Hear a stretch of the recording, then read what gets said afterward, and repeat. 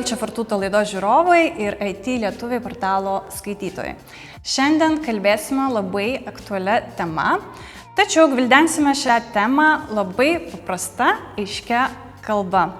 Be jokių biurokratinių nukrypimų, paprastai ir aiškiai. Taigi šita laida skiriama skubantiems, neturintiems laiko, kas galbūt pasiklydo informacijos sraute, arba tiesiog galbūt nesidomi šią temą. Būsimasis referendumas ir Lietuvos Respublikos pilietybės išsaugojimas įgijus kitos šalies pilietybę. Kaip, kas ir kodėl. Šiandien pas mus svečiuose Pasaulio lietuvių bendruomenės pirmininkė Dalia Henke. Dalia, iš tikrųjų labai daug tos informacijos, taip visur apie pilietybės išsaugojimą, įgijus kitos šalies pilietybę. Tačiau norėtųsi kažkaip padaryti tokį konspektą, kad tie, kas skuba ar neturi laiko, galėtų surasti informaciją ir nepasiklysti informacijos sraute. Be kalbėdami taip pat norėčiau, kad mes galbūt mūsų žodynas būtų paprastesnis, aiškesnis, mažiau biurokratijos ir nerkime.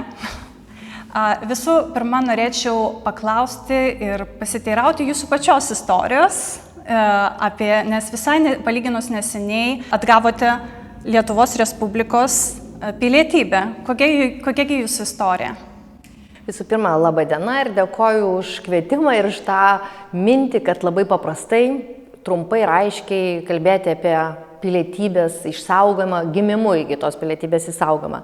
Na ir labai trumpai mano istorija, iš tiesų aš irgi esu ta išvykusi iš Lietuvos po 90 metų, virš 30 metų gyvenu Vokietijoje ir tiesiog mano gyvenimo istorija tokia, kad turėjau 97 metais, turėjau ir buvo labai liūdna, kad netekau Lietuvos pilietybės priimti Vokietijos pilietybę. 97 metais tai Lietuva dar nebuvo nei Europos Sąjunga, nei NATO, iš tiesų buvo sudėtingas gyvenimas šeimos, taip sakyti, kontekste.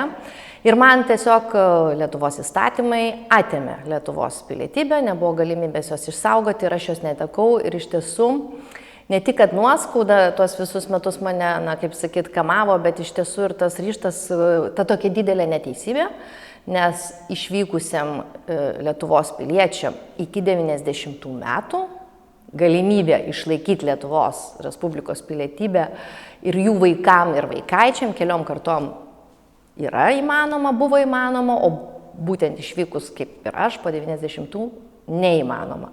Tai iš tiesų tai man buvo toks ir tam tikra prasme ir diskriminacija ir aš labai užjaučiu ir išjaučiu tą kiekvieną asmenį, kuris iš tiesų irgi tam tikrą sprendimą turi padaryti ir gyvendamas kitoje šalyje, ypač per tą 33 Lietuvos nepriklausomybės metus iš tiesų priima to šalies pilietybę ir praranda pagal Lietuvos įstatymus Lietuvos. Na ir man didžiulė garbė ir džiaugsmas buvo, kad iš tiesų galioja Lietuvoje dabar įstatymai, pilietybės įstatymai yra 11 išimčių ir pagal vieną iš tų išimčių Lietuvos Respublikos prezidentas už nuopelnus Lietuvai buvo labai didelė garbė ir daug ašarų ir emocijų suteikė man, grąžino Lietuvos Respublikos pilietybę, bet tai yra tikrai išimtis. Ir iš tiesų man ir toliau be galo skaudu, kad žmonės aktyvus, pilietiški, domisi Lietuva ir iš tiesų didžiulius gal ir pasiekimus pasiekia kitose valstybėse, būtent tos galimybės neturi pagal dabartinius įstatymus. Bet aš kartoju, tik tai labai svarbu suprasti, kad tai yra asmenys išvykę po 90 metų kovo 11-osios.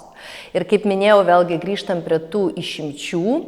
Yra 11, vieną jau ką tik paminėjau, mano pavyzdys, bet yra dar kiti 10, tai yra ir išvykę asmenys iki 90 gali jau dabar, turėdami kitas pilietybės, ne tik gal Amerikos, Kanados ar dar Prancūzijos kartais Europai, netgi gal net ne vieną pasą, o kelis, gali jau ir Lietuvos pilietybę išsaugoti arba, pavyzdžiui, anūkai kelios kartos ją susigrąžinti arba tiesiog atstatyti Lietuvos pilietybę. Ir dar yra didelė grupė žmonių, ne tik tie, kurie prieš 90 išvyko, bet, sakykime, tremtinių vaikai ir vaikaičiai taip pat gali atstatyti Lietuvos pilietybę, turėdami kitų šalių pilietybės. Tai yra, sako statistika, kad beveik kas trečias Lietuvos pilietis turi savo šeimoje tremtinių, tiesioginiai, vadinasi seneliai. Ir tie žmonės, gyvendami toj pačiam Londone, Berlyne ar Paryžiuje, turi, sakykime, galimybę, gaudami tų šalių pilietybės, išsaugoti Lietuvos, o jų kaimynai, kurių šeimoje nėra tremtinių, negali. Tai čia yra tam tikra tikrai diskriminacinė situacija ir kuri yra ta neteisybė jau praktiškai nuo 2006 metų po vieno iš Konstitucinio teismo išaiškinimų. Labai daug klausimų dėl teisingos formuluotės, dėl dvigubos pilietybės, daugybinės pilietybės ir pilietybės išsaugojimo. Taip, labai daug klaidinimo buvo. Tai kuo šitos savokos skiriasi ir kokią savoką reikėtų naudoti? Pasaulio lietuvių bendruomenė nuo 2006 metų labai griežtai ir labai, sakykime taip, nekeičianti nuomonės yra, kad būtina gimimu gautos Lietuvos pilietybės išsaugojimas kiekvienam lietuviui. Kuo tai skiriasi nuo dvigubos ar daugybinės pilietybės, kad jau žmogus gimė ir turi teisę pilietybę. Tik jisai gyvendamas ir išvykęs po 90 metų, tos teisės, likti Lietuvos piliečių ir priimti kitos valstybės negali. Ir tai yra skirtumas nuo, sakykime, vokietis, gyvenantis dabar ilgus metus jau Lietuvoje. Ir jisai todėl, kad myli Lietuvą, ten dirba, moka mokesčius ir taip toliau, turi šeimą, jis tiesiog norėtų irgi Lietuvos pilietybę. Tai jam būtų dviguba pilietybė, vadinasi, Lietuvos gautų antrą, jisai jos negavo niekada gimimu ir išlaikytų savo vokišką. Lietuviui būtų išsaugojama. O lietuviai tiesiog išsaugomas ir valstybė neduoda kitų pilietybių. Tiesiog mes prašome, pasaulio lietuvių bendruomenė prašo tuos visus jau daug metų, kad netimkite. Išsaugokime. Kągi kalba būsimas referendumas ir praėjęs referendumas 2019 metų. Mes kalbame apie 12 straipsnį, Konstitucijos 12 straipsnio pakeitimą. Teisingai sakau, taip? Taip, ten reikėtų vieną žodį tik pakeisti. Taip. Pagrindiniai pilietybės principai buvo įtvirtinti mūsų Konstitucijoje, nubalsuoti referendumo metu 92 metais. Lietuvos gyventojai balsavo ir priėmė tokią konstituciją, kokia ji yra šiai dienai. Taigi, pilietybės principai yra 12 straipsnėje. Aš paskaitysiu dabar tą 12 straipsnį. Lietuvos Respublikos pilietybė įgyjama gimstant ir kitais įstatymo nustatytais pagrindais. Išskyrus įstatymo numatytus atskirus atvejus, niekas negali būti kartu Lietuvos Respublikos ir kitos valstybės pilietis. Tai tokį straipsnį mes turime šiai dienai. Ir kad mes galėtume pakeisti šitą straipsnį, mes turime balsuoti referendume. Kitu atveju pakeisti to straipsnio kitu atveju nėra. Neseniai Seime buvo pritarta nutarimui dėl siūlomo referendumo su nauja 12 straipsnio formuluotė, kuri paskaičius paprastam žmogui jis nerastų didelio skirtumo. Ar galėtumėt pasakyti, koks yra pagrindinis skirtumas šitų dviejų formuluočių - senosios, galiojančios ir naujos? Viena problema, kuri yra atsiradus per šitą daugelį metų, kur miniu nuo 2006 metų, yra vienas žodis. Šitame 12 straipsnė yra 3 sakiniai ir viduriniam sakiniai yra vienas žodis atskiras. Konstitucinis teismas kažkada ir ne vieną kartą išaiškino, ką reiškia atskiras. Atskiras vadinasi, kaip jie išaiškina, labai retas. Tai todėl tie atskiri atvejai, kurie minimi pilietybės įstatyme, jų dabar, kaip minėjau, jau yra 11, jie turi būti labai reti. Tai va čia tas yra mūsų, sakykime taip, dilema ir tų ilgą metą diskusijų. Atskiras ar iš tiesų retas, o gal atskiras yra tik tiesiog kitas kito žmogaus atvejais. Čia yra iš tiesų interpretacijos vieno žodžio. Tai iš tiesų ir dabar jau mes turime įstatymus, 11 išimčių ir puikiai vadovavomės, bet dar tai nepakanka, nes iš tiesų kasmet pagal vėlgi įstatymo tą raidę apie 1000 Lietuvos piliečių priimdami kitų valstybių pilietybės, praranda lietuvišką pasą ir pilietybę. Tai vis dėlto tų atvejų mums, sakykime, neužtenka, kad padengtume daugumą bent jau norinčių. Gal dabar labai nesigilinsiu, bet į mūsų kaimynus iš tiesų, kad pavyzdžiui Austrai yra viena iš ES irgi šalių, kur irgi, kaip sakyt, reguliuoja, kad neįmanoma pagal įstatymus irgi austriškos pilietybės, taip sakant, tiesiogiai išlaikyti. Bet Austrai turi labai daug išimčių, kurios praktiškai dengia irgi visas tas jau, kaip sakyt, galimybės, kokios tik yra. Referendumas ne problema yra. Referendumas yra pasirinktas teisinis kelias. Daug teisininkų daugelį metų ginčijasi. Vieni sako, reikia referendumo, nes turime keisti konstituciją, o keisti konstituciją 12 straipsnį būtinas referendumas, kiti teisininkai sako ne. Geriau plėčiame atskirus tos atvejus. Dabar jau 11 yra, darome daugiau išimčių. Išimčių, taip, pridedam dar 12 išimti, gal ir 13 ir taip toliau. Kaip Austrijos pavyzdžių. Kaip Austrijos pavyzdžių būtų. Ir iš tiesų ir tai yra konfliktas jau ilgametis ir tarp teisininkų netgi. Dabar yra apsispręsta, kaip ir 19 metais, tą problemą spręsti referendumu. Žinome rezultatus, referendumas įvyko, bet neužteko balsų, kad pakeistume 12 tą straipsnį. Ir organizuojamas vėlgi naujas referendumas. Einame dar į vieną referendumą ir tą klausimą, tą dilemą sprendžiame referendumu ir siūlome, kad tauta balsuotų už 12 straipsnio pakeitimą, bet jis taip pakeistas, kad išimtas žodis atskiras. Tiesiog, dėl ko čia visi ir pykstasi. Grįžtant atgal, mes kalbėjome apie kitų šalių pavyzdžius. Labai iš tikrųjų daugelį šalių yra leidžiama dvigubą pilietybę, nėra jokių problemų, kad mes dabar irgi esame Italijoje ir Italijos pilietis gali išsaugoti savo pilietybę, gyvenant, priemant kitos šalies pilietybę. Kodėl jūs galvojate iki šiol delsima Lietuvoje šiuo klausimu? Nes ginčijasi iki šiol nuo 2006 metų Konstitucinio teismo išaiškinimas ginčijasi patys teisininkai. Mes tiesiog nerandame, mes esam tokioj dilemoje atsidūrę. Todėl jisai ir neišspręstas. Kitos valstybės, beje, Vokietija viena iš tų, kuri visai nesenai tą reikalą irgi sutvarkė, nes iš tiesų matė, kad kaip vėl grįžtų prie ES, kad ES valstybėse žmonės turi judėjimo ir darbo teisę. Ir užtat vokiečiai ir sako, jeigu turi nors vieną, gal ir visas ES pilietybės, tu neprarasi vokiškos. Tik tai problema Vokietijoje dabar yra su trečiom šalim. Sakykime, būtų Jungtinės Amerikos valstijos ir Vokietija turi tam tikrus ribojimus. Nėra ir kitaip paprastai. Bet aš dabar tiesiog norėčiau gal vieną grupę išskirti Europos Sąjungą ir mūsų kaimynai, ir mūsų Latvijai susitvarkė jau seniausiai šitą klausimą. Lenkai, man patinka Lenkų požiūris, jie sako, nesvarbu, kokias tu pilietybės pasaulio turi, svarbiausia neprarask lenkiškos.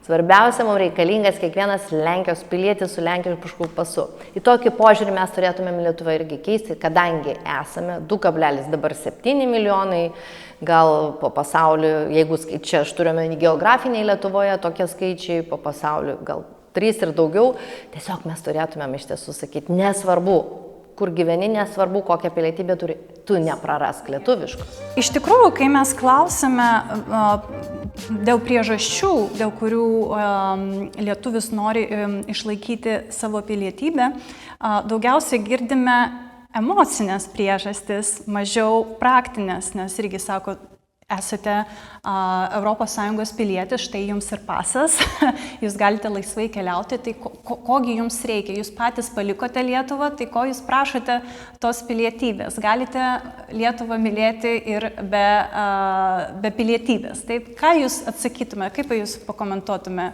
Iš tiesų, Pasą, paimkite lietuvišką raudoną, nežinau, gaila, neturiu savo atsivežus, kas yra ant paso viršelio užrašyta.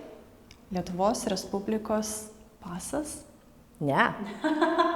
Iš tiesų, čia užduotis visiems, iš tiesų, ne. Yra užrašyta Europos Sąjungos. Europos Sąjungos. Pirma, ne Lietuvos, tai pažiūrėkit, čia aš tiesiog reflektuoju tą, kai jūs apie Europos ką tik sąjungą paminėjote, tai pažiūrėkit, kas ant mūsų lietuviško paso viršelio raudono užrašyti.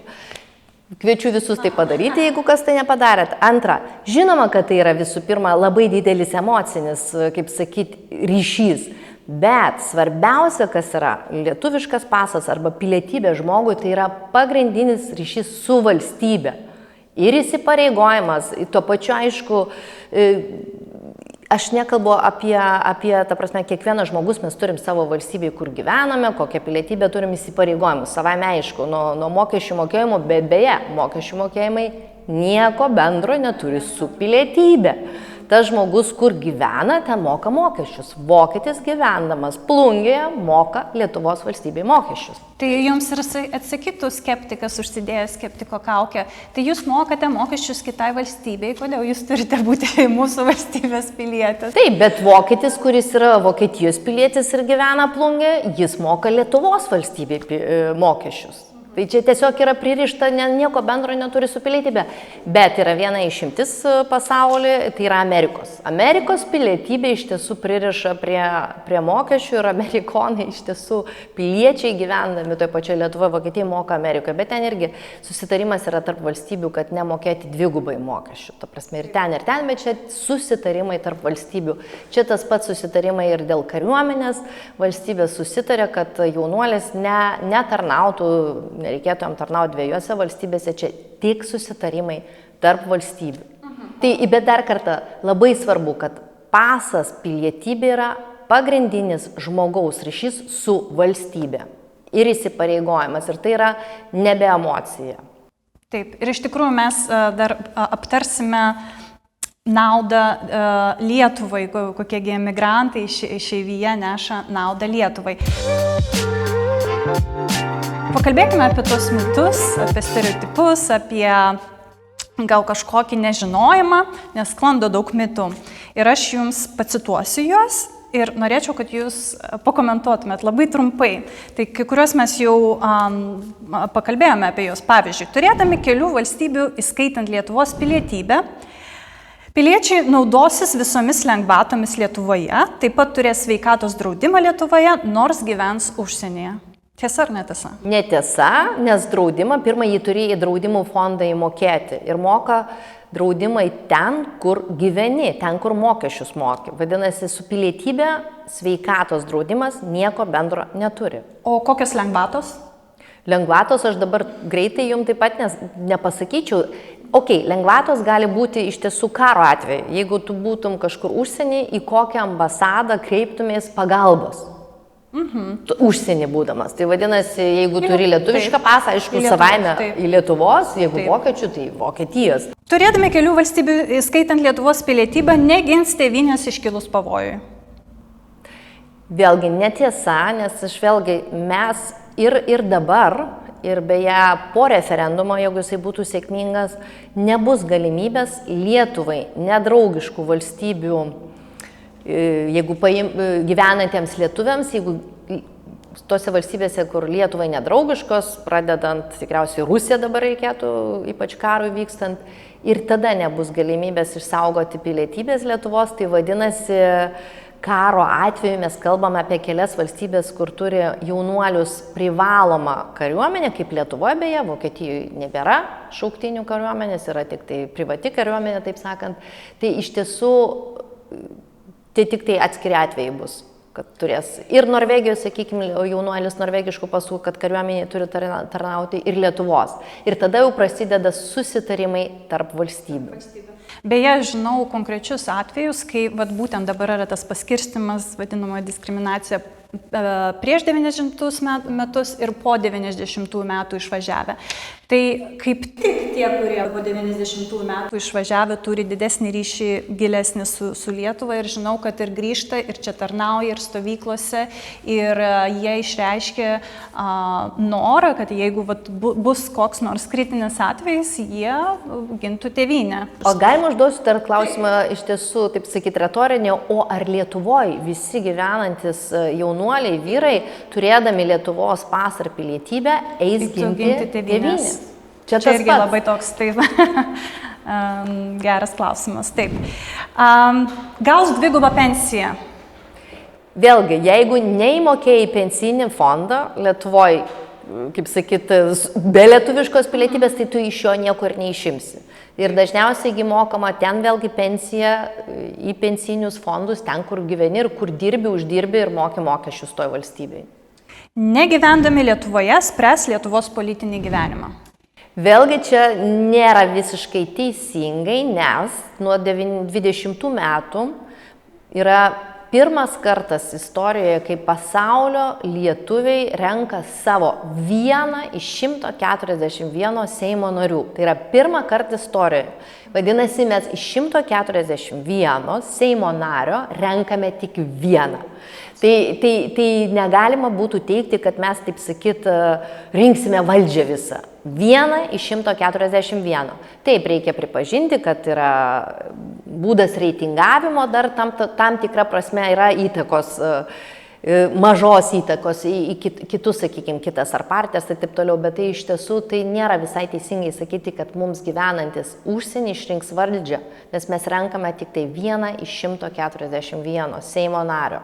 Čia gal dar turime omeny, pavyzdžiui, prezidentą užsienyje gyvenantis gali išrinkti. Teisingai, prezidentas yra renkamas užsienį, bet savivaldoje, užsienį gyvenantis Lietuvos piliečiai savivaldos rinkimuose nedalyvauja. Turi, taip sakant, gyventi gyvenamą vietą Lietuvoje, kad galėtum rinkti dalyvauti savivaldos rinkimuose. Beje, domėjimsis politiniu gyvenimu, aš labai daug žinau, aš pati kiekvieną rytą įsijungiu Lietuvos žiniasklaidą ir skaitau Lietuvos žiniasklaidą, ne itališką, ne kurią kitą, tai aš manau, kad daugelis išeivijos irgi domisi Lietuvos gyvenimu ir tai yra politiniu gyvenimu ir tai yra neteisingas požiūris, kad spręs politinį gyvenimą nežinodami visko. Teisingai? Iš tiesų, dar tik tai trumpai, iš tiesų tie, kas nenori spręsti, jie ir nedalyvauja, nėra aktyvus rinkimuose, bet lygiai taip pat, tokį pat veidrodinį, kaip sakyt, vaizdą daro ir Lietuvoje gyvenantis Lietuvos piliečiai, nes irgi balsuoja tik tai 52% iš visų balsavimo teisę turinčių Lietuvos piliečių. Tai vadinasi, ne 100% žmonės yra pilietiški, jaučia atsakomybę ir iš tiesų dalyvauja kiekvienuose rinkimuose. Yra šiaip labai liūdni skaičiai. Tai tuo labiau mes lygiai toks pat esam atspindys ir gyvenantis užsienį. Kas domisi politika, tas yra ir politiškų, labai aktyvių Lietuvos aktualiom besidomenčių asmenybių, piliečių ir žmonių. Ir iš tiesų, jeigu dabar patys gal neplanuoja grįžti, bet gali būti, kad jų vaikai grįž. Į valdžią galės ateiti Lietuvai nedraugiškų valstybių atstovai ir daryti įtaką Lietuvos politiniam gyvenimui. Ir po referendumo šitie piliečiai nėra įtraukti į valstybių sąrašą Lietuvai nedraugiškų valstybių, kaip sakyt, lietuviai gyvenantys tose valstybėse, jie neturės galimybės išsaugoti Lietuvos pilietybės. Taip pat. Pasakykime paprastai, jie negalės išsaugoti arba įgyti irgi, tai bus sudėtinga. Taip bus priežastis, neįmanoma. Ar prezidentu galės būti renkamas dvigubą pilietybę turintis asmuo? Ne. Šitą įstatymai neleidžia, netgi Seimo narių šiuo metu nebus galima, kaip sakyti, Seimo narių negali tapti, negali būti išrinktas, jeigu turi Lietuvos ir kitų valstybių pilietybės. Kiti atvejai. Referendumas rengiamas tam, kad Europos komisija matytų, kaip padaugėjo lietuvių ir sėkmingai stabdoma emigracija, nors iš tiesų taip nėra. Na, vėlgi gaila, bet pats pasas faktas kaip toks neuždraudžia žmogui ir dabar išvykti bet to pačiu grįžti, kada jisai nori. Vadinasi, tas migracija, judėjimas, jisai greičiausiai ir toliau vyks, kaip ir vyko. Lietuviai iš tiesų yra gana ir diasporinė, mes esam valstybė ir žmonės ir prieš Pirmą pasaulinį karą ir dar anksčiau judėjo. Bet pasas yra vėlgi tas įrankis, kuris iš tiesų žmogui turint vienoje rankoje lietuvišką pasą, sakykime, kitoje vokišką.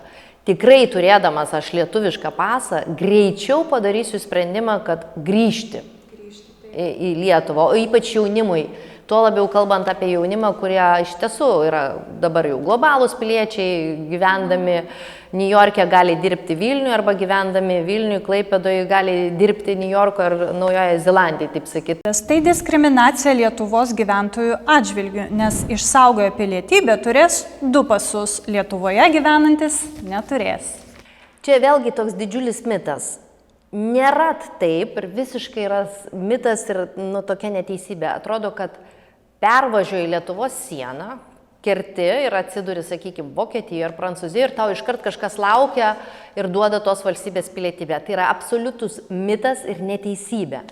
Norint iš tiesų siekti, gyvenant kažkurioje demokratinėje, aš dabar apie demokratinės valstybės kalbu, valstybėje pilietybės yra didžiulis kelias. Žmonės turi nueiti didžiulį kelią, turi pragyventi tam tikrus metus, atlikti kai kuriuose valstybėse egzaminus nuo kalbos iki geografijos ir politinių žinių, turi susimokėti nemažą ir krūvą pinigų tam, kad gauti tos valstybės pasą. Iš tiesų yra didžiulis, kaip sakyti, darbas ir energijos kainuoja. Užtat tie žmonės, kurie iš tiesų išvažiavę pasižvalgyti po pasaulį, įgyti žinių, studijuoja, gal ir netgi šeima sukūrė, ne visi apsisprendžia ir ne visiems yra aktualu iš principo to šalies pilietybę gauti. Kai kurių Lietuvos gyventojų pasisakymai yra: čia jums, užsienyje gyvenantiems, turiu omeny, daugiausia to ir reikia, tai jūs ir balsuokite. Ar tikrai tik užsienyje gyvenantiems šis referendumas yra aktualus? Kuo Lietuvai gali būti tai naudinga? Lietuvos ateičiai ir ekonomikos vystymui ir augimui iš tiesų reikalingas kiekvienas žmogus ir ypatingai kiekvienas Lietuvos pilietis.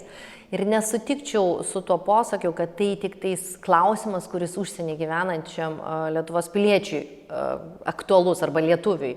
Nes iš tiesų niekas nežino, kada jų gal vaikai augantis apsispręs ir išvyks į užsienį ir jie irgi bus priversti tam tikrų aplinkybių priimti to šalies pilietybę. Vadinasi, yra tiesiog kiekvienam lietuviui gyvenančiam ir geografiniai Lietuvoje yra svarbu būtent šitas klausimas ir dar kodėl svarbu, kalbant apie Lietuvos saugumą.